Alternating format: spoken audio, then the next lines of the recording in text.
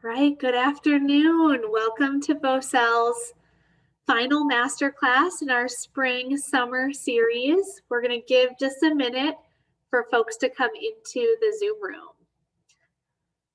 I see that we already have some folks joining, so thank you to those of you who are those early birds. I'm so glad to see you here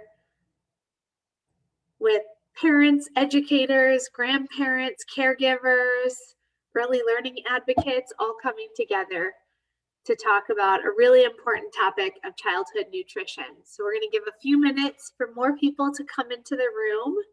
See that we're already got those numbers climbing. I hope everyone's doing well. I'm Jessie Ilhart. I'm Voxel's co-founder and executive director. We're going to get started in just a couple minutes. But for those of you who are here while we're waiting, I thought we could start to just build some community among the group that is here. In the chat box, go ahead and introduce yourself. You can share your name, where you're coming to us from. Maybe it's Chicago, maybe it's somewhere else. If you have any kiddos at home, or if you're a teacher or grandparent, let us know that. And then if you'd like, because the topic for today is nutrition, you can feel free to share your favorite food with us in the chat box as well. So I've just put mine in there. Oh, I've got to make sure it's for all to see. So when you go into the chat box, there's a little drop down arrow. You can message to all panelists and attendees. So make sure you have that one selected so that everyone can see your chat. So like I said, I'm Jessie. I'm Voxel's co-founder and executive director here in Chicago. I have a little guy whose name is James. He's 4 years old. I'm also expecting another baby next month. And I love sushi and can only eat some kinds of it right now. Hi, Susan. So glad you're here. And Ty's here. Hi, Ty. Parent of a picky 3-year-old. I love it. Yes, our little ones can be picky, which is why we are here to talk about this topic. Childhood nutrition is one of our most often requested topics from parents, caregivers in our program. Other parents and caregivers I talk to, it feels like it is a universally tough topic.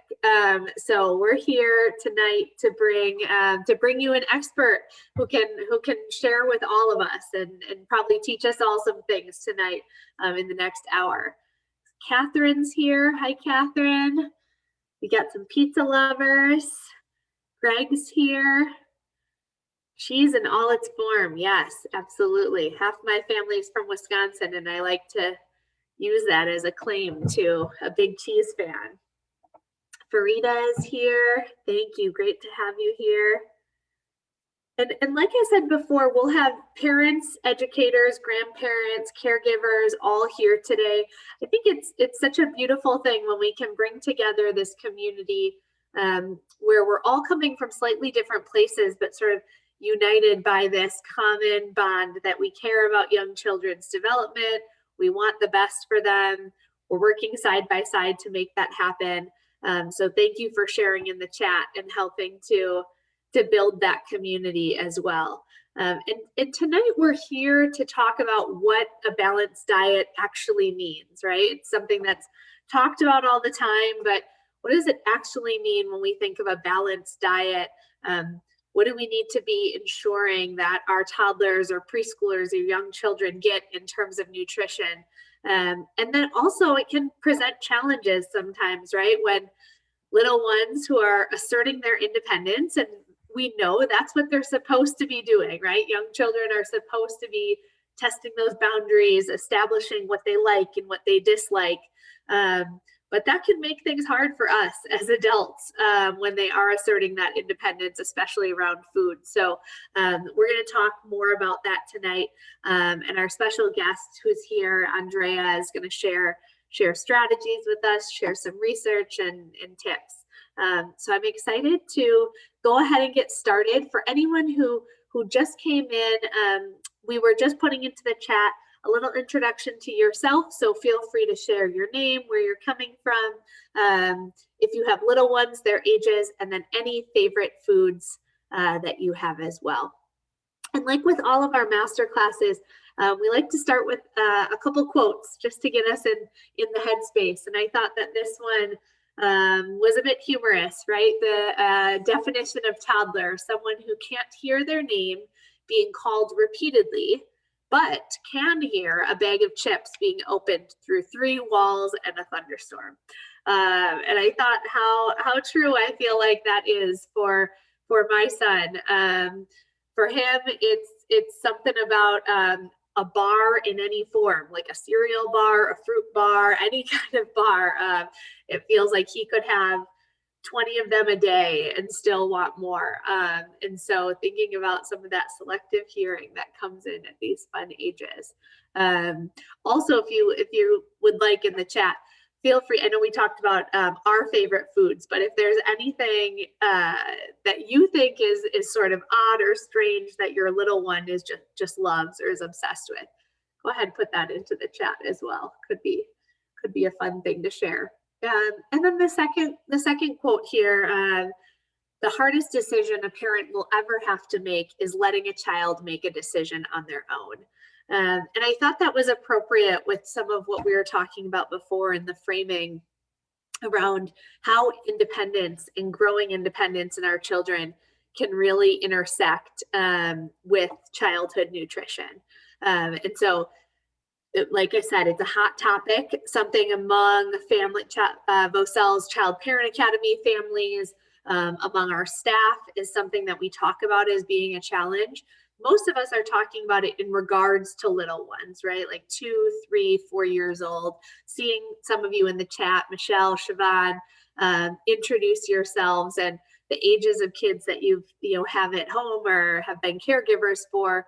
It's this 2, 3, 4, 5-year-old range that can often be the most difficult, because those kiddos are really testing boundaries, navigating how independent can I be, right? Where's the limit to what I can do, asserting their own identity and how they are a different person from you as their parent or caregiver.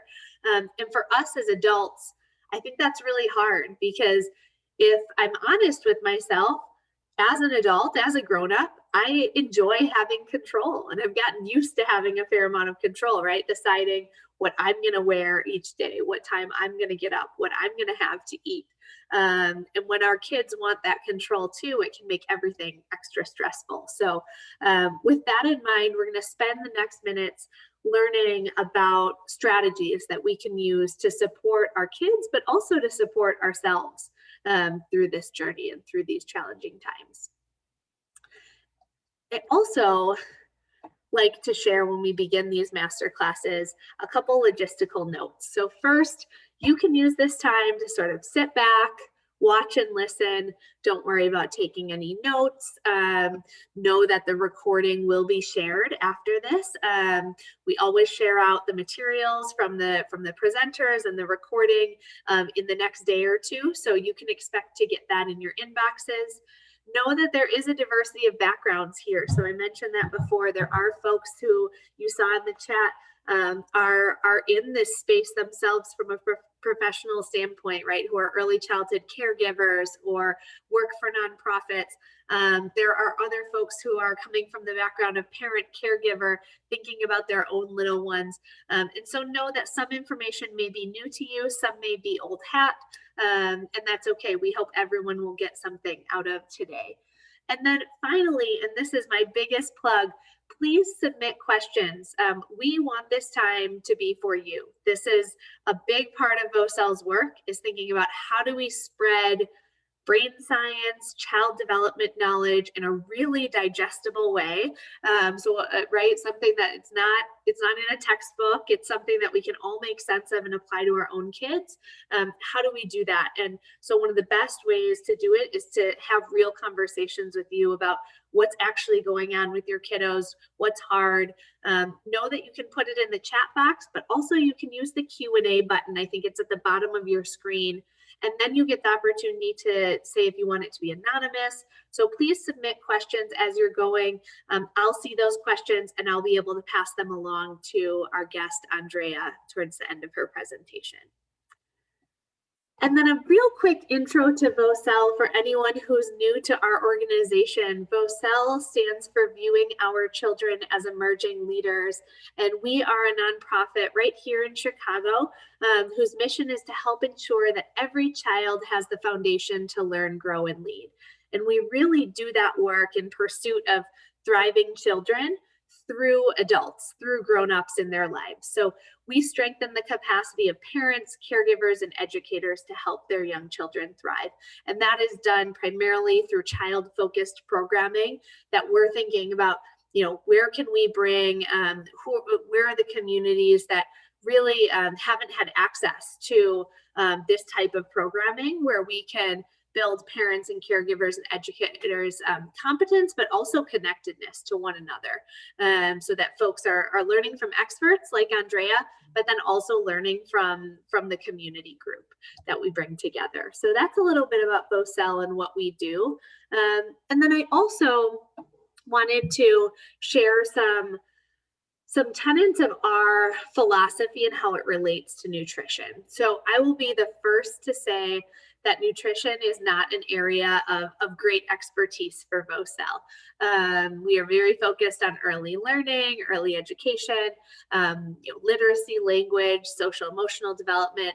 But with that said, I think there are ways to apply some pieces of Voxel's philosophy to the experience of children being introduced to foods and a balanced diet. So 3 areas where I think we can apply Voxel's approach. The first is empowering kids. So thinking about, at Voxel, we try to give children as much leeway, as much independence, as much choice as possible, while still keeping them safe and keeping the other children safe as well. So thinking about for nutrition, right? How can we give kids a chance to really play a part in their experience? We know they want to be independent, so as much as possible, we can give them that chance, and things are generally going to be better from the get-go, right? If they've been involved. So that might look like thinking about for your little ones, how can they help prepare foods? What can they do that's age appropriate, right? Even if it's for younger ones, is it teaching them how to peel a banana? Is it, right, thinking about a soft food like a banana? Is it something that they can cut using a plastic knife or something that's really safe for them? Thinking about even from real young ages, right? Babies, toddlers, how can they help select foods at a grocery store? It may not matter to us if we have an apple or a pear that we bring home that week, or which vegetable it might be. So giving them the opportunity to choose something when we're in the produce section can be a really simple way to think about getting our kids involved. Maybe they're holding a grocery list. Whatever way it might be, but really, really getting them involved can go a long way than when it comes time to actually eat the food that they picked out. And then a second piece of this is thinking about matching the choices that they have to their age. So yes, we believe in choice at Voxel, and not forcing kids to go to the blocks area to play or go to the library, but thinking about how are kids making those choices. Same thing I think goes for food, but we want to think about how the number of choices that we're giving a child really aligns with their developmental level. So that might mean that for a 2 to 3-year-old, maybe we're giving them 2 choices, right? So do you want an apple or a banana for lunch? Do you want cereal or a waffle?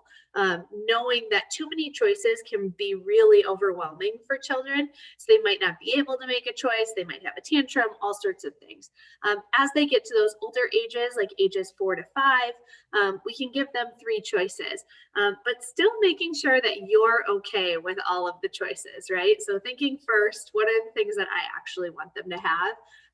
Another way to give a choice could be asking them, what do they want to eat first? What do they want to eat second? So again, thinking about things that in the end really don't matter to us, we can give our kiddos those choices, and it's going to make for a more agreeable experience typically. And then the final approach I would share that we believe in is, opportunities to play, sensory exploration, applying that to food. So talking about different types of words that relate to the food experience. Is this crunchy? Is it smooth? Is it bubbly? So talking about those descriptive words, talking with kids about their preferences, and being okay with getting a little messy, right? We believe learning can be hands-on, messy, and fun at Voxel. And surely at home, we want to think about containing that mess sometimes, but knowing that children playing with their food is often a very natural thing and something that's okay. So with all of these kind of general tips in mind, the purpose of Masterclass is to bring experts into your living room, your kitchens, wherever you're joining from today. So I'm excited to have Andrea Hinojosa here today, who will be able to share more research and specific strategies that you can use. So I'm going to give you a little bit of introduction and then bring Andrea on screen.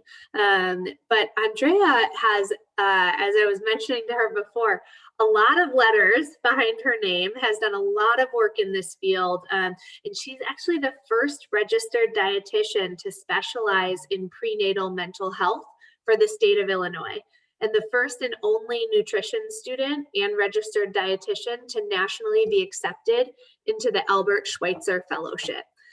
She works at Allow Wellness Incorporated and also Near North Health Services Corporation's WIC department, and she leads a planning committee for the National Fellowship that she's a part of.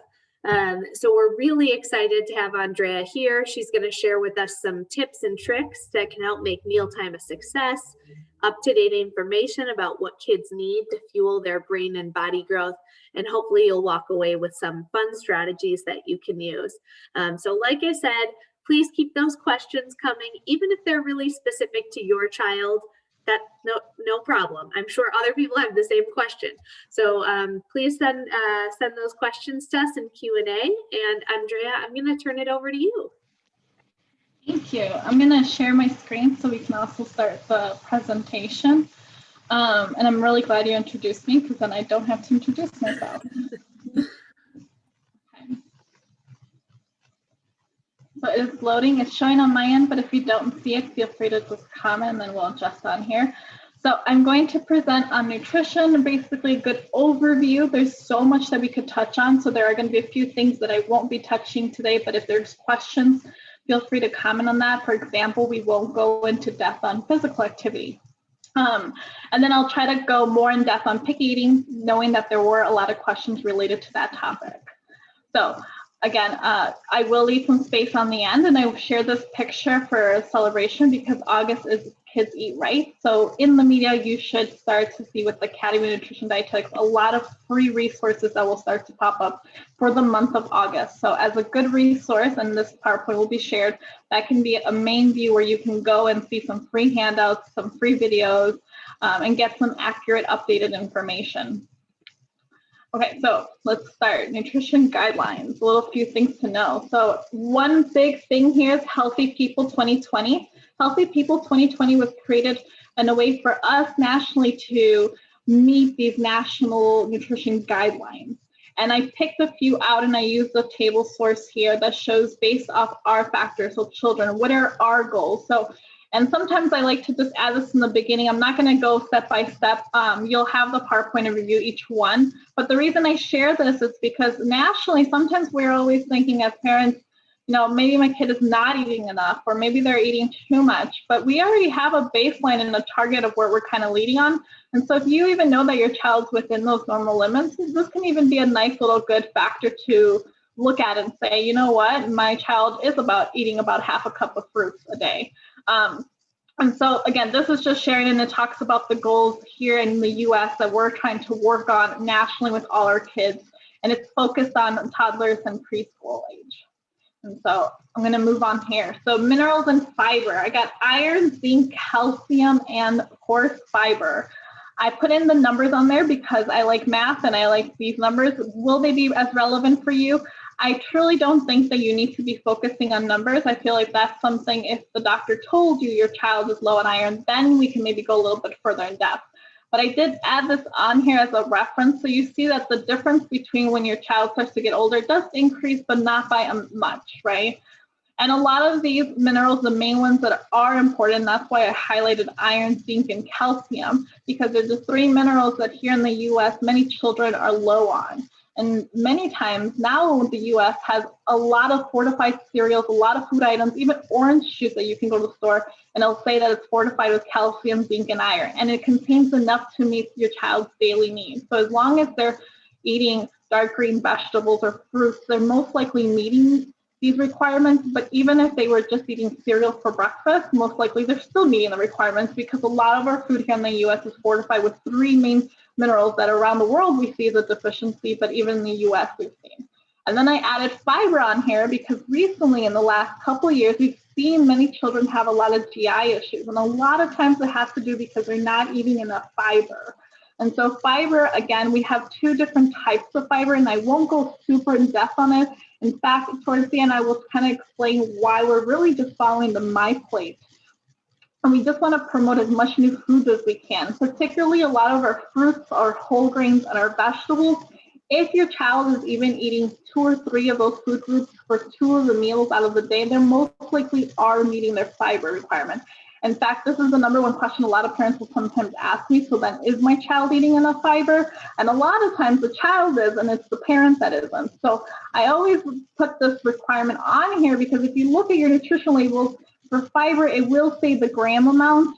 And a lot of times, even a lot of candies nowadays have fiber in them. So I always promote all foods, and I'll say that fiber is starting to become a little bit easier for children to get into their diets, just because it's becoming more fortified in. So these are the big main ones, and during our Q&A, I will try to go more in depth, but I always find that when people ask what minerals are the most important, these are the 3 main ones. And when you go to the doctor, this might be a question you might want to ask the doctor to see if their calcium, if their zinc, if their iron is still within normal, and then checking their vitamin D would be for the vitamins. Those are your main ones that you would want to check at your follow-up appointment. Okay, so the guidelines. A lot of times at the end of the day, the question is, what does my child need to eat? They're 2 years old, they're 3 years old, they're 4 years old. And again, it's very similar to an adult needs. And so research has shown that it doesn't change much. In fact, some stuff they do need more of, and that's why we emphasize the dairy here a little bit more than we would for adults. And that's just the idea because we want them to get enough calcium. However, if they follow a vegan diet, there are other ways to get that calcium in there. For example, nowadays we see how orange juice, you can buy them and do at Aldi. They have it fortified with calcium, or it might be that they're taking a supplement. So as long as you're following this guideline right here with their fruits, half of your plate does need to be fruits and vegetables, 1/4 of it grains. And so when I'm talking about grains, I'm thinking of a pasta. That could be even, I even put potato on here because even though it's a vegetable, I feel like it's still part of a grain. I'm from Bolivia. We're really big into potato. But this can also be quinoa, brown rice. Half of your grains, you ideally want them to be whole grains, right? And this is mostly because whole grains is going to feed the good bacteria in your child.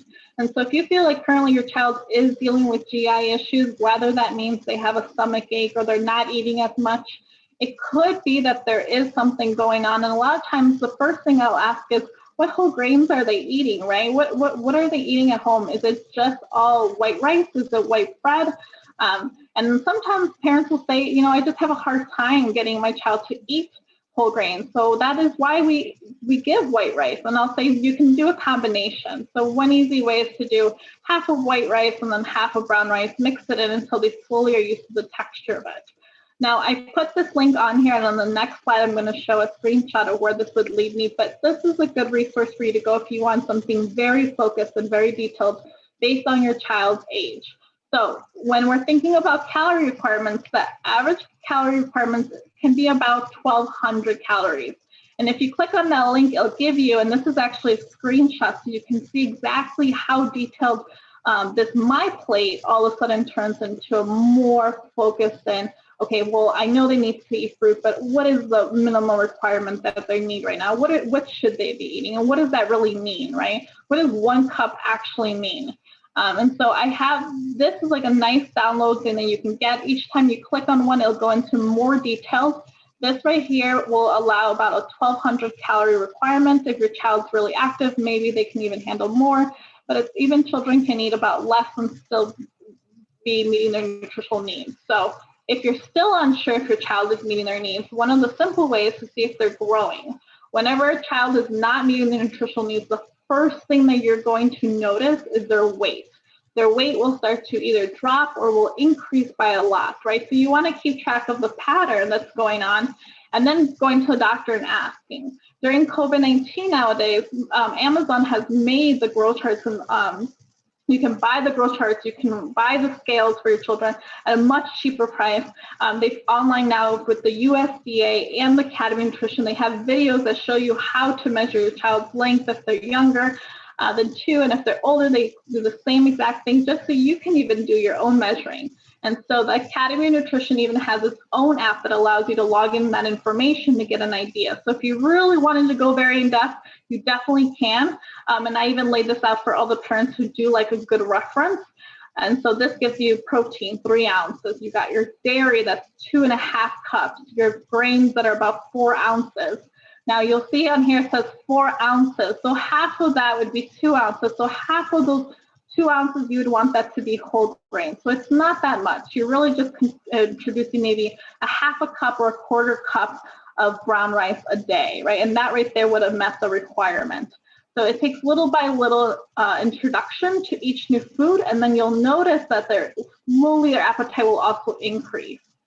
Now, I gave you a lot of information on where to go and kind of this idea of my plate, and we've seen all over the place this idea of my plate, and now you understand, if you weren't familiar with it, that there is a more detailed version if you're interested. But with my focus and even the research, I found that a lot of times your child knows what they need, and so do you.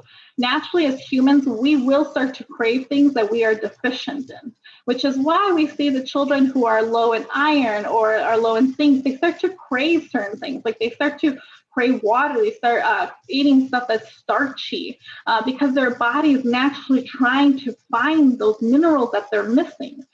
There's a story that talked historical about 2 sailormen who were trapped in the middle of the ocean, and eventually they started to crave the eyeballs of the fishes. We talked about in Africa, there was a population of children that were starting to go hungry, and they were surrounded by different berries, and their instincts already knew what to grab. And so the idea behind that research was that our human body knew we were in need of calcium, and so the eyes of the fish had extra calcium for those who were trapped in the ocean. And for those who were trapped in their own area with the berries, their body naturally knew which one to kind of grab on and bite on to get that extra vitamin C. So when I'm with parents and I'm counseling them, one of the first things I will actually want to review is hunger and fullness. And so what does that really mean? So I took this actual document as part of the DGA, that's our Dietary Guidelines for Americans. It's going to get revised in 2025. When you get your slides, you will see that I added the link on there in case you want to see even more in-depth information on this.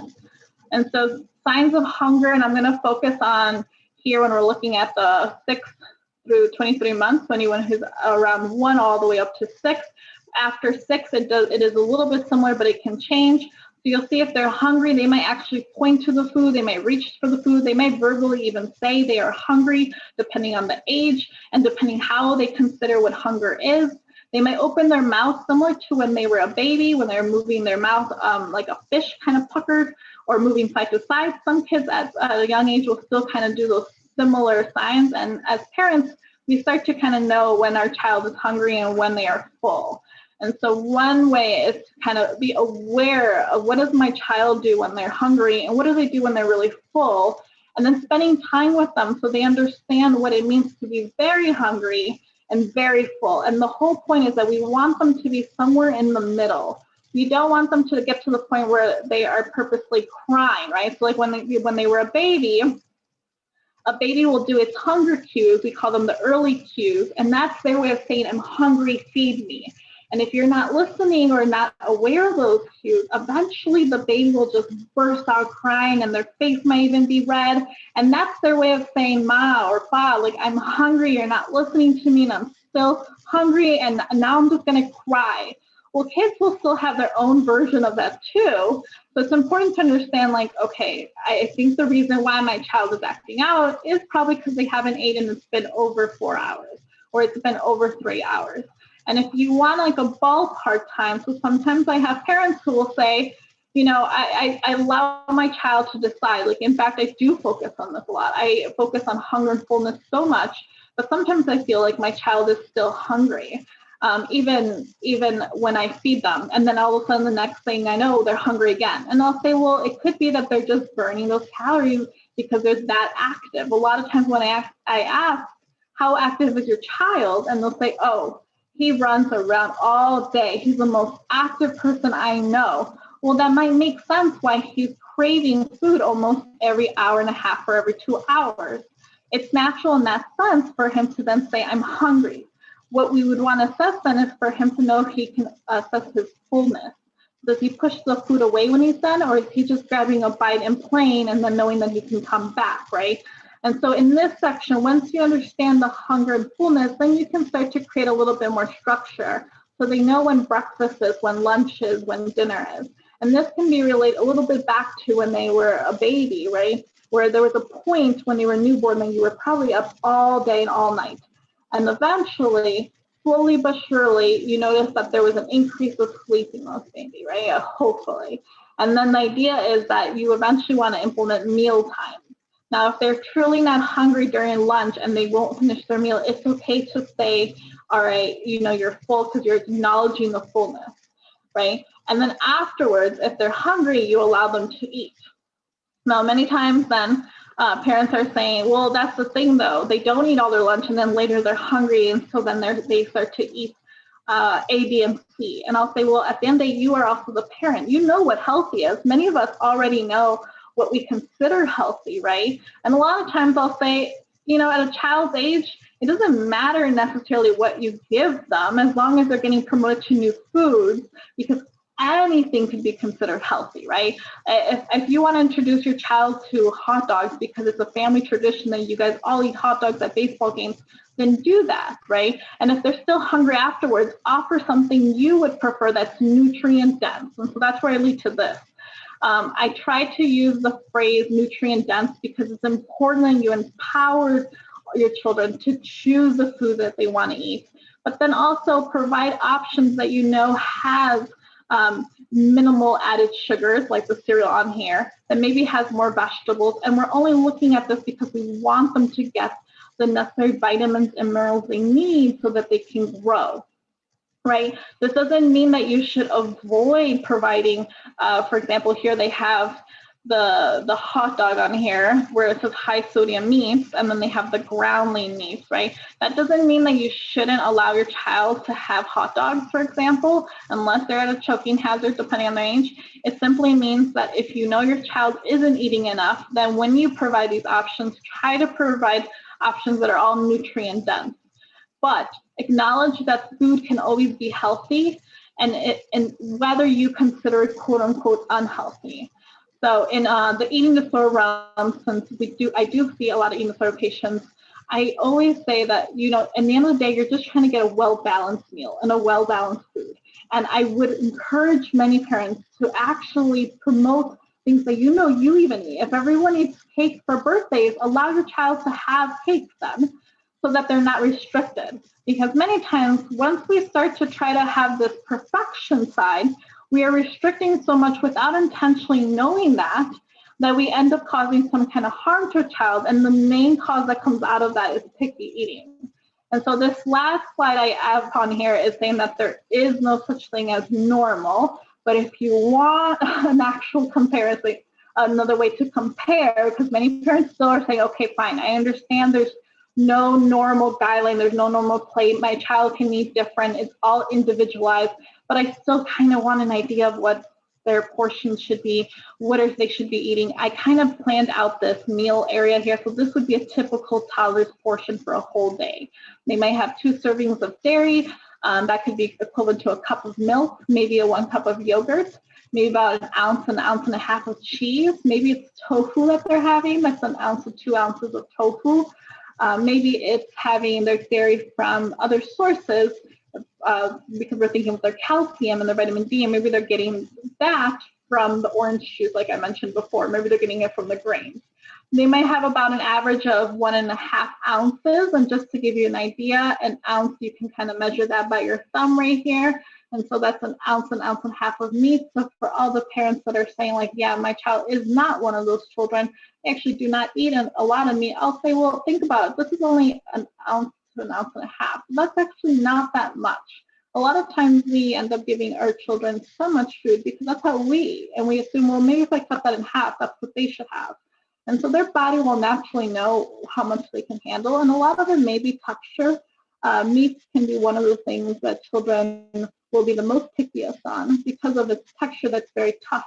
And so sometimes it helps if you add different seasonings or you cook it in a different way just to get them to eat more. But you can see that a typical toddler might only eat about 1.5 ounces. Then we're looking about 2 ounces a day for just bread, cereals, or any other kind of starches that would be like our pasta or rice. And so again, we're not thinking about a lot. That might just be about like 2 fingers of that, and sometimes even like 3 or 4. And so many children, or many parents, when I show them this, they say, actually, yeah, my child eats more. Or they might say, my child eats similar to this. Now that I think about it, yeah. In fact, fruit is actually easier for them. I struggle more with vegetables. And a lot of times, the reason why we struggle with vegetables is just because it may not be promoted much, or maybe because of its texture and its flavor. Vegetables compared to fruits and meats and grains, when we look at the food science to it, it doesn't have a lot of that spice flavor to it. Think about Ratatouille, if anyone's seen that film. You know, when he grabs the cheese and all these flavors and thoughts are coming through, right? Vegetables doesn't always come to do that at a high intensity. So we usually have to mix it with something. And in fact, in a lot of countries and native beliefs, what they do is they actually even add spiciness to it, or they'll add even oils and seasonings and herbs just to enrich the flavor that vegetables have. And that's when children get to eat it. So for the next few slides, I'm going to kind of focus on picky eating. I know there's some questions in the chat, and I'm going to try to open all of that information up and read as I go. So at the end, I'll have this. So I have the picky eaters on here. And the slide's not going to the next one. Let me see what's going on. Okay.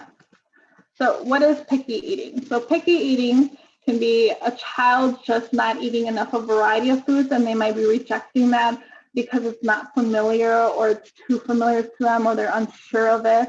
A lot of times I think, well, the cause of picky eating can come maybe when they were younger, they were premature, so feeding was a difficulty, right? Or maybe they were tube fed. If anyone is familiar with that, sometimes we have tubes that are placed either nasally through our nose or through our stomach, because in the beginning of their childhood, they weren't actually able to get food through the mouth. And that can cause some difficulty because it can cause some sort of trauma that's associated with it. Sometimes there's a late introduction, and so we see that sometimes parents are not introducing whole milk maybe at 1, but they're introducing it at 2. For whatever reason, this can then cause some kind of reaction to the child saying that I don't want milk as much as I want fruit, for example. It can also be the idea of the pressure to eat. So there have been a lot of studies that show when we allow the child to take more control, right, or we empower them to make decisions, they start to eat more of a variety because they're naturally curious. I call them like mini scientists or mini humans who are scientists with glasses, mentally, physically, who are very interested in the things around them, and food is part of that. And so they will naturally pick up the food that they do not know. They might smell it in the beginning, right? Think about if you ever traveled to a different place and someone gave you a place that you did not know what was in, and you look at it and you say, I don't know what that is. Maybe the first thing you do is you observe it a bit, and then maybe you smell it, maybe you take a bite, and then if you like it, you might take more. Right? Children do the same thing, but around this age, the tongue is still forming a lot of their taste buds, and so it's changing constantly. And so if you keep pressuring your child, even though we do say reintroduce that food 8, 10 times, if you pressure them, sometimes it helps to introduce that food maybe 8, 10 times, and if they're still not willing to eat it, switch to something else that's similar, switch to a different type of fruit, a different type of vegetable, and then go back to it. Because most likely then the next time they might be more receptive to trying that food item. But if you keep pressuring the child, even after the 18, 20 times, that can cause what we would call then picky eating, because then they would refuse to eat that food, right? And then again, anytime there's a restriction of any sort of any eating pattern, so if we notice that if mom, for example, is refusing to eat certain food, the child may observe this and then feel that they don't want to eat that food item either, and naturally then that might cause some sort of picky eating. So to summarize, causes of picky eating can be grouped into about 3 categories, whether that's behavioral, right? So the child is purposely not wanting to try new foods because they associate with a bad memory, or they're not as familiar with it, or if it's sensory related because they don't like the texture of it. Think about meat. The meat is more tough sometimes and sometimes more chewy than maybe strawberries are, right? Or maybe it's medical. So medical, it could be that sometimes we see children who are very picky and we see them at a slow pace eating. And whenever I'm actually concerned about picky eating is when parents will say that their child is eating, but at a very slow pace. Or they'll say, I don't know, it's like they're a chipmunk and their food is just stuck there for so long.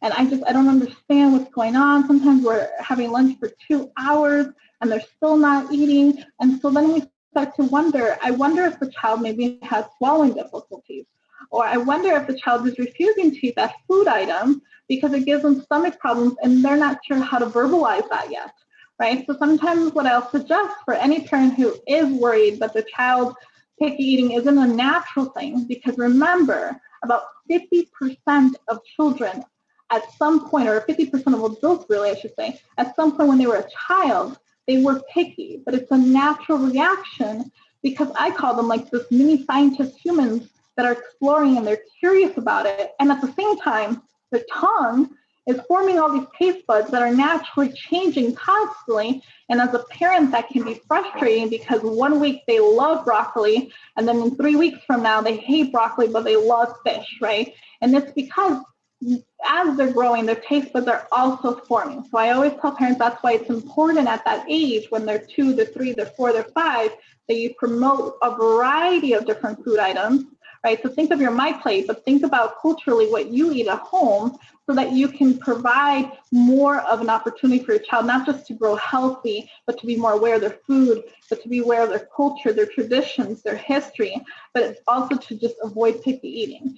But if you truly feel that your child has a true problem and picky eating is not just a natural thing, there's something wrong with my child, then I would encourage you to reach out, because many times if a child is still continues to be picky, there could be something going on medically, and that is the third main cause of picky eating. Then many times as providers, we need to acknowledge that picky eating can still be a very serious issue and something we need to sit down with parents. So the next time you are at your annual doctor's appointment with your child, that can be something you bring up and ask and say, you know, my child is still picky, and these are the things that I've noticed are improving, and these are the things that I've noticed that are not improving. And one of the, so this next slide perfectly goes in, one of the reasons why I say you need to bring this up too is because it's not just that they're going to have poor dietary variety, right? So their variety of their food isn't going to be as diverse. It's not just the idea of that, but it can lead to actual malnutrition. Remember that a low intake of meats and fruits and vegetables can actually lead to low iron, low zinc. You may even have other maldeficiencies in vitamins or minerals. And a lot of times some of this can be replaced with other food items. So that's why I always talk to parents and say, okay, what are the foods that your child is actually picky on? Let's find a substitute in case that food item contains a good source of calcium, for example, or it contains a good source of vitamin D. Let's figure out another food item that has vitamin D so that your child has at least that coming into it, right? Iron is the most common one, and so I'm going to spend 2 minutes on that before I hit the next slide. And so for iron, I always encourage parents to just do a variety of dark green vegetables. One, because they will contain folate and other vitamin minerals that will help that iron go up, which will also mask any kind of deficiencies that maybe we don't recognize. I also recommend vitamin C foods. Vitamin C is like the sister to iron. She's that girlfriend that comes over and helps you clean. She's the husband or the wife that comes and helps you when things are tough. And so vitamin C helps your body absorb the most iron it can. And so allowing your child to have fruits or strawberries, tomatoes, will help your child get the most iron they can in their body. And so one of the reasons why I also promote iron is because I saw in our chat here that we have people in Chicago, but we also have people in New York, and we have people that are more in the urban settings. And in the urban settings here, we have noticed that there is an increase of children around on the age from 2 or 1, I should say, all the way to 5, who are low in iron currently right now, and even with zinc or lead. So those are the 3 big things that nutritionally you can follow up with your doctor to ensure that your child is not low on zinc, not low on iron, and not high on lead. And lead and iron can sometimes work together, meaning if your child is high on lead, you might notice that their iron is also low. So one way to help their lead is to also eat foods that are high in iron and in vitamin C. And a lot of the foods you may find in stores might say it on the back of the product that it's enriched with iron and it's enriched with zinc, it's enriched with the B vitamins. You'll see that, and that can be something you provide to your child. And so again, I kind of talked about this, about should I be worried? Again, many children go through this phase. 50% is literally the statistic that we see right now here in the US. And now, and worldwide, we actually see that that number has increased. However, I don't talk about it globally because we also know there's more malnutrition involved. So there's a little bit more of the medical side to that. But it's a natural phase, but something you surely should always talk to your provider, talk to your pediatrician, and just bring it up and say, my child is still picky. Again, these are the things I've noticed. These are the things I've noticed have changed. And these are the things that I'm still concerned about. And then the things you may want to follow up with the doctor are, again, the vitamin D, your iron, your zinc, and then the lead, making sure their lead is not high, especially if you live in an urban area. Here in Chicago recently, in the last, during the whole COVID pandemic, we saw a decrease. And the second now everyone was allowed to come up, we also saw an increase of children getting high lead. And we also here in Chicago have the joke that we have construction season and non-construction season. During construction, which may feel like every day, a lot of times that's when your child is more at risk for high lead, which is still associated with nutrition, which is why we promote not just water and that physical activity, but we promote dark green vegetables and we promote fruits because it will help your child countering the lead. So if you feel like your child right now is eating foods that are not food related, for example, that could be a piece of paper, toilet paper, usually anything that looks starchy. Sometimes I see moms that say they have to hide the tissue paper or they can't take anything out related to a paper, but it could also be detergent, right? And a lot of times the most common one I see is ice. Their children all of a sudden are craving ice. And so that can be a factor that your child is low, that is actually low on iron, but there might be a lead situation going on. And so I would encourage you to follow up to ensure that your child is not actually picky, they're actually just reacting to the food item or the mineral or the toxic that they have in their body. Okay, so some tips and suggestions on here, and then I'm going to go a little bit more on here because there's a bunch. So feel free to just add anything on the chat if you feel like I haven't touched on something and you have something that's worked. But one thing you can do is just having realistic expectations, right? So I talked about this before with the portion size. A lot of times we feel like our child should eat, I give them a chicken that's the size of my hand. I have a small hand. So as a reference here, I have glasses, I have a small hand here. So give them maybe half of that chicken and they could still even eat less than that and they will be fine, right? Sometimes I have parents who say, my child doesn't eat any chicken, but I'll say, do they eat rice? Do they eat beans? Did you know that rice and beans does a complete protein? They get their complete protein, their complete amino acids. So if you break down protein, you get these little amino acids that help your child grow. So you may not even need the meat. So that's what, many people go vegetarian. So just be realistic of what you're actually giving to your child, right? If you want more of a reference, a lot of times I tell parents, look at the restaurants that are big chains and think about the portion size they do for the kids menu. And think that portion, they can most likely eat 100% and they will be fine. But if they ate about 75% of the kids' meal, they would be fine. And if they ate 50%, they would be fine. And that is actually a realistic expectation of how much a child may actually eat or should eat. And so if you still want to reference, sometimes that might be the best way to actually use those big chain restaurants. Graded and repeated exposure to unfamiliar food. Like I said, their taste buds are forming right now, so it's very important that we continue to expose them. But if you hit a point where you feel like, okay, I've exposed my child to this chicken like 15 times and she still won't eat it, and I already cooked it so many different ways, then you can take a pause of it and acknowledge that maybe at this point they might not want chicken, but they might want red meat, right? I put down using non-food rewards to provide motivation. Now, this one I left on the side particularly, and I put like a little train exit as a reminder. When we're thinking about non-food rewards, this can become a little bit of a barrier, because then parents are thinking, so I should bribe my child, right? Or I should kind of do some kind of compromise with my child. So this can be a parenting style, but a lot of times nutritionally we say, no, you're most likely just promoting the idea that once you finish, right, if we're doing meal times, my child is starting to get used to the point where now they're controlling me, and I acknowledge their hunger and their fullness cues, but I feel like I'm constantly cooking for them. Well, you can set your boundaries, instructions, and say, this is our breakfast time, our lunch time, and our dinner time. And if you finish your lunch, that is when you're allowed to go and play. I don't want the back and forth. Sometimes just doing that, you might notice now all of a sudden my child isn't picky. So it turns out they were never picky to begin with. They simply just wanted to play, and they knew they can always come back for food, and they just have so much energy. And so sometimes just acknowledging your structure of how your family works can provide some kind of motivation for them to eat. Because otherwise, if I know something is always going to be there, I might not go to that right away. But if I know that this one thing on my right-hand side is going to go away if I don't go to it now, then I might go now. And a lot of times we see this when we go to parks or we do picnics, kids are playing back and forth. Why? Because they know they're going to go home soon.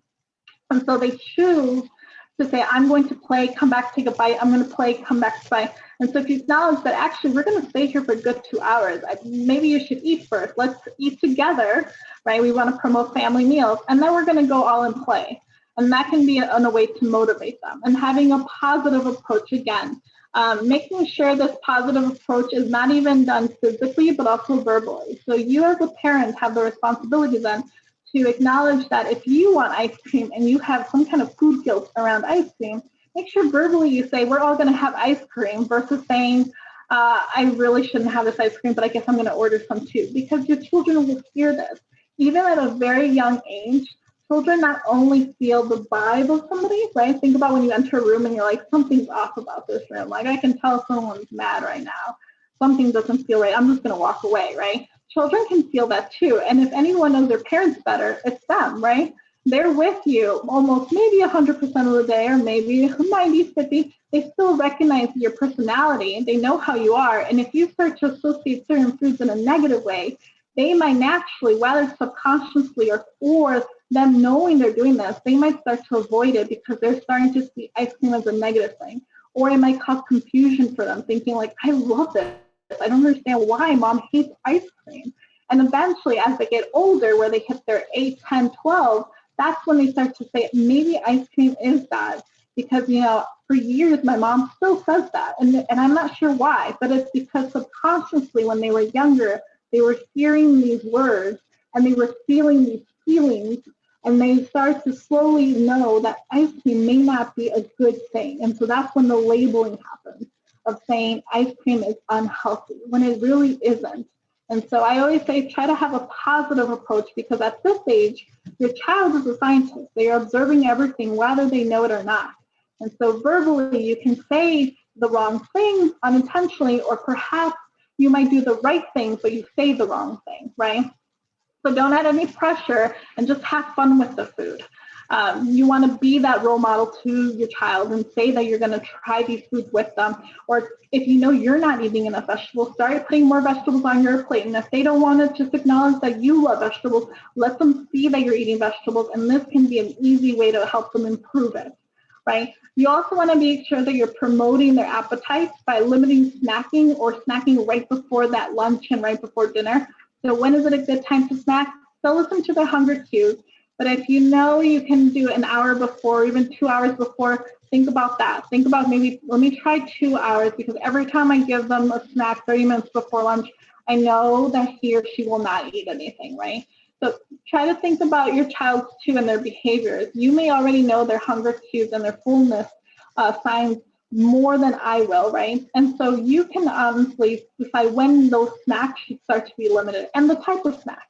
So it doesn't mean that they can't have cookies, but maybe they shouldn't have cookies right before lunch, because that high sugar taste will get their taste buds so high that when you give them vegetables for lunch, they most likely will not eat vegetables.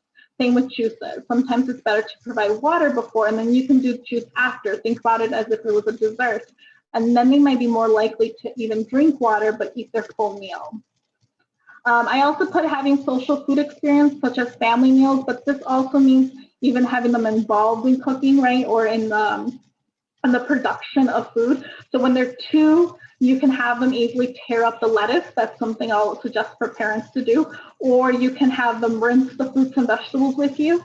If your child is 3 years old, you can have them smash things, right? Whether that's potatoes, for example, or maybe it's making pancakes that day and all they're doing is just stirring the batter, right? Or maybe it's marinara sauce and they're just stirring the batter. If your child is about 4 or 5 years old, they can just crack the egg, right? That could be something simple that they may be able to do, or you can help. They can help you in making sandwiches or salads. These activities, and I have them noted on the PowerPoint slide in the comments and one of these slides here, are activities that actually not only promote healthy eating in the sense that they're going to eat more nutrient-dense foods, but it actually promotes their motor skills too and their cognitive skills, because these activities what make them not only work their gut, right, and their taste buds, but also their mind and their actual muscles. So you're forming a whole kind of package, right? And if your child is 5, that's when you can start having them measure things, whether that's measuring the liquid of something or using even a dull knife. They sell on Amazon right now. It's actually on sale. And that's not me promoting Amazon. I have no benefit off of that. I have no disclosure to that. But they actually carry like the plastic dull knives that you can play with the foods, and that can be a fun activity that your child can help you. And most likely, we've seen all the studies in picky eating that show that puppets and gardening were the 2 main things that help someone who's extremely, extremely picky. And so that's actually one of the big reasons why Sesame Street even used puppets, because of the tons of research, even till today, that shows that puppets and gardening are the 2 things that help very extreme picky eaters, because they address all these tips and suggestions that I'm giving to you right now. And it helps them focus on long-term exposure, meaning when they're 18, 30, 40, they are more willing to try new foods. They will do better with adapting to change. And when they think about the science and the bacteria in their stomach, you see a huge improvement of them having there's a decrease of lactose deficiency, there's a decrease of allergies and intolerance, because their body was exposed to so much bacteria at such a young age, right? And so here I actually focus this on vegetables and whole grains, because these are the 2 food groups that most children have a hard time eating, and a lot of times it's followed then with meat. So meat is either number 1 or it's number 3, but I didn't include it on here because the previous suggestions are the main suggestions that are used for anyone who's picky when we're thinking about poultry or meat. So for vegetables and whole grains, the idea is to not trick your kids. A lot of times they say hide the foods, right? Make sure you put the spinach in here.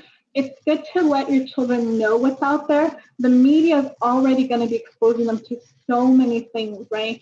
So you want to be straightforward and show these children that you have spinach here, you have tomato here, let them grab it. Now, if you know your child is picky on something, think about your 5 senses and find out what it is. Is it the color? Is it the smell? Is it the taste? And keep track of that, and then just expose them a little bit more to that, so that you're not necessarily lying to your kid or tricking them.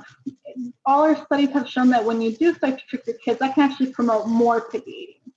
So the second tip on here is to let them have control. We talked about this before, but I wanted to note that it's okay to say no. So sometimes parents are now giving them too much control. And so we talk about this in the parenting skills when we think about this in the nutrition perspective. We have the autocrine, which is the parent that's saying, eat this, do this, and it's very on the extreme side of that. And then we have the permissive parenting, which might say, yeah, do whatever you want. I don't care what you eat, right? And so as parents, we usually are not in those extremes, but sometimes unintentionally we are, right? Maybe we had a stressful day and we're going to say, and I know I've even like as a young student when I used to babysit, sometimes my natural things like, oh, I just want to put a movie on and then I know they're going to relax, right? And we do this with eating too. You know the foods that your children love, that it can be very tempting to say, you know what, I'm just going to order pizza, right? But sometimes it's important to say no and say, no, this is actually what our lunch is. And then have a reasoning to why. And then you can explain the science to it. Remember, they're little scientists, they're curious, so they are going to want to learn. And just explore, well, the reason why we have this is because it's good for our eyes. I had my little brother, and when he was young, he was actually very picky with vegetables. But he loved video games, and even though he was extremely active, my parents were always worried because he always loved video games. And the older he got, the more he'd want to just be on the screen. And so this only not only promoted high screen time, right? But it also promoted a little bit of picky eating because he wasn't eating as much vegetables. So a way of a compromise and a way of teaching him, like, well, there's nothing wrong with carrots. There was the idea that my dad had told my brother that carrots are actually good for our eyes. Did you know that? So how about this? I will let you still go out and play, and then you're allowed to play video games, but you do need to eat carrots. And then he told him why carrots were important, allowed him to still have the control. So now he gets to make the decision knowing that if he wants to play video games, there is a condition he has to eat carrots. So he's still deciding whether or not he wants to do that or not. And then for a good maybe 3-4 years after that, and then even as an adult now, he eats a lot of carrots, and it's one of his favorite snacks. And that's why we joke about him being a little bunny. But for a long time, carrots was one thing he didn't like. My thing was shrimp as a kid. For some weird reason, I didn't like that. Then out of nowhere, my parents exposed it to me and then taught me a little bit more about why we have seafood, and they related it back to my culture since I'm Native American to South America. That for me worked. So as a kid, I was very interested to know about my roots, and knowing that my great-great-grandma ate a lot of seafood made me want to eat seafood. And now as a kid, then I became the person who didn't want candy but wanted octopus. Right? So that was what made me a little weird, but at the same time, a good weird that I acknowledge, and I'm proud of to say that, right? My sister, on her end, she was very big on broccoli and eggs. So every kid has a thing that you might actually be proud of, and you can expose them. And you can even add a little bit of history. And that goes back to a little point on number 7. Eat your roots, and not just your root vegetables, but let them know what it means. Every person has a cultural background and meaning behind it, right? Think about what food item or what dish you love that reminds you of your childhood, right? You can do the same thing to children. A lot of times vegetables and whole grains is a staple to not just historical events, and that's how we teach a lot about food history, but it's also one of the easiest things to grow. And so one of the things I worked on with children here in Chicago is teaching them gardening and doing hydroponics, like how to grow something without dirt, and then regular gardening with dirt. And many times I connected that not just with the science behind gardening, but connecting that back to their culture. And many children then were willing to eat a tomato, one thing they never wanted or one thing they never even had, right? And so that goes back to a little bit of number 5 and number 6, that you want to keep them involved, teach them the history. And then again, number 4, that's the very common suggestion you might see over and over. Any RD will tell you, always just the idea of rinse and repeat, right? The exposure. You expose them once, you see it again, take a break if you need it, again, expose it to them because they may not like shrimp for a good 5 years of their life, and then the second they turn 6, seafood becomes the number 1 thing they love, right? It's a growing pattern. So one of my ending slides here, and I know sometimes I can go on and on, so I'm gonna, I'm trying really hard to keep track of time, but I'm really bad at that.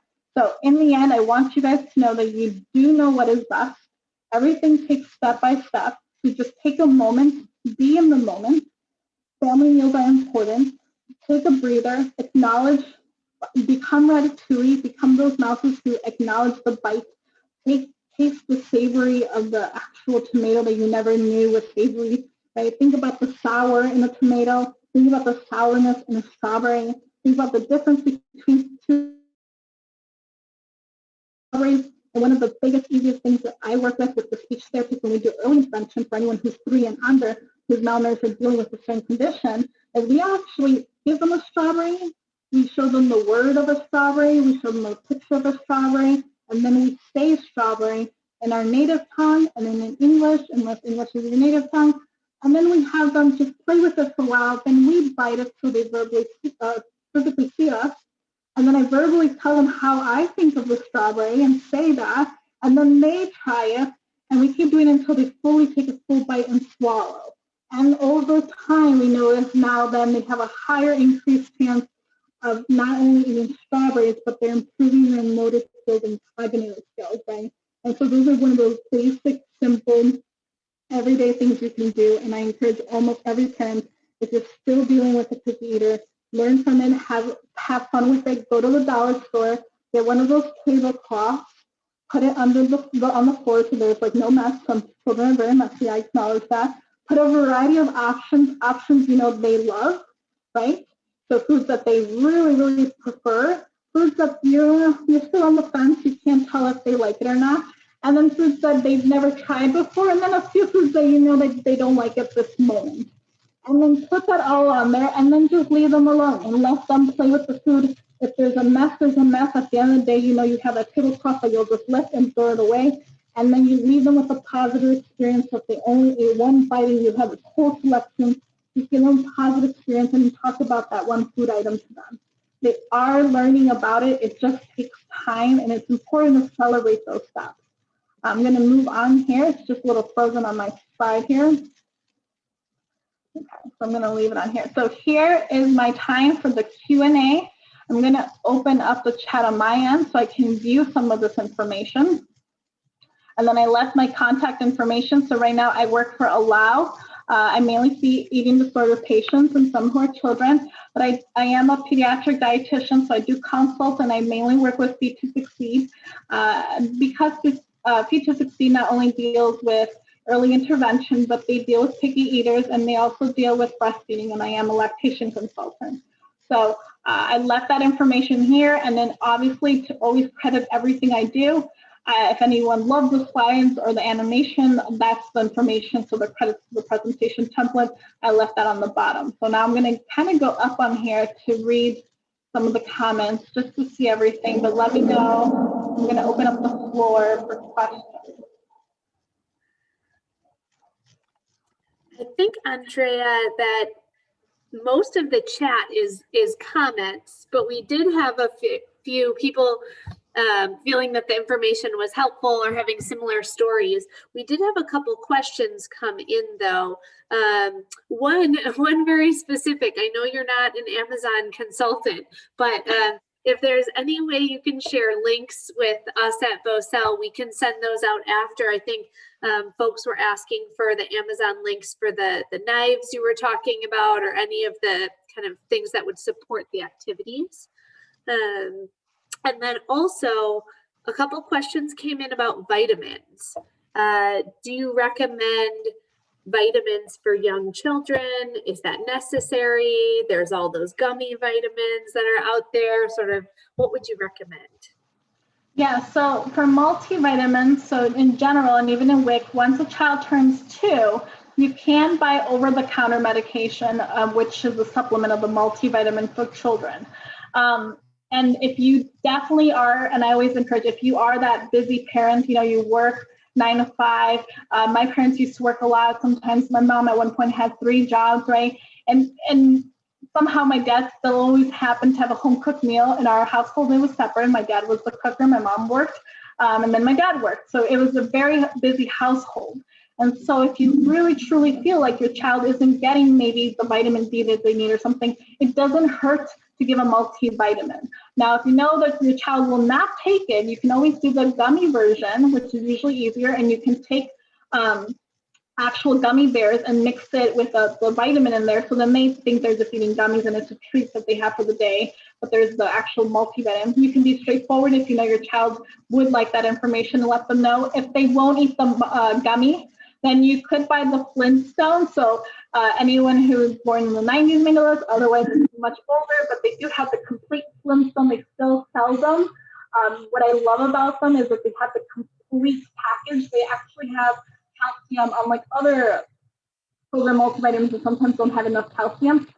And you can break it down easily where you can put it in the juice or in a smoothie or an oatmeal or yogurt, and it doesn't have a strong taste once it's mixed in with something heavier like a smoothie or yogurt. And so then they get all their vitamins that way. So if you want to start providing that, I would recommend that once they turn 2 and older. If they're 2 and younger, I usually say talk to your doctor, depending on how their food is. And then if you feel like, I don't know, I don't want to give them supplements, I always say it's fine if you don't want to, then just make sure you're always focusing on choosing a variety of foods. If you notice your child is losing weight, you feel like they're losing weight, or they're starting to complain, right? They say, Mom, my stomach hurts, then you can take them to the doctor. Following that, I know one of the other questions that I had was on probiotics. And so when I talk about probiotics, I always say, you know, we're still growing research on it.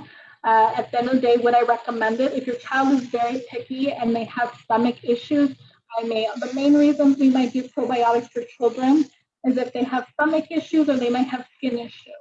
And the skin issues might have started when they were a baby or maybe when they were 2 or 3. So if they started, their skin issues started at an older age where they were 2 or 3 or 4 or 5 years old, before just trying a probiotic, I would let your doctor know in case there's a food intolerance for that or a food sensitivity.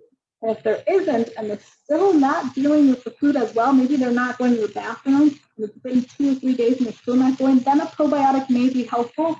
And then you may want to just talk to your doctor or a registered dietitian just to see which kind of probiotic you should be providing, because there's so many out there and they all don't tell you the strain that's in them.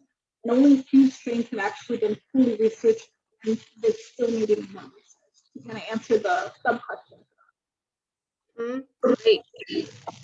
Let's see here. So I think that covered the majority of questions. We had a couple other questions come in, but then you answered them. Oh, we have one more here.